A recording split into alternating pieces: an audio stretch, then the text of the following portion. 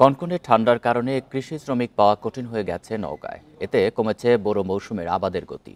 এছাড়া কৃষি উপকরণের দাম বাড়াও দুশ্চিন্তা বাড়িয়েছে কৃষকের। নওগাঁয় জানুয়ারি থেকে শুরু হয় বোরো মৌসুমের আবাদ। চারা রোপণ চলে ফেব্রুয়ারিতেও। মৌসুম শুরুর পর থেকে মাঠে মাঠে চলছে জমি তৈরি ও চারা রোপণের কাজ। তবে কৃষকের কাজে কিছুটা গতি কমিয়েছে কনকনে ঠান্ডা। তীব্র শীতের মধ্যে কৃষি শ্রমিক পাওয়া কঠিন, তাই অপেক্ষায় থাকতে হচ্ছে কৃষককে। পাশাপাশি কৃষি উপকরণের দাম বাড়ায়ও চিন্তা বাড়িয়েছে চাষির। সারের দাম কমাইতে হবে, তেলের দাম কমাইতে হবে।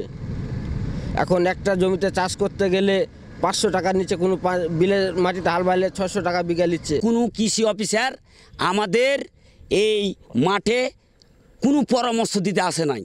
আবহাওয়া অনুকূলে থাকায় এবার বোরো মৌসুমে ফলন নিয়ে আশাবাদী কৃষি বিভাগ।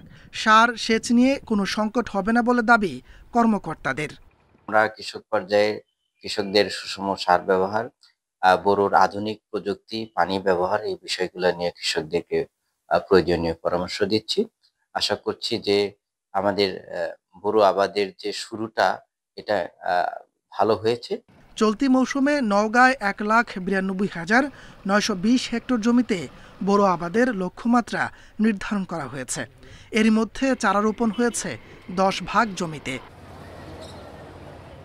Independent news.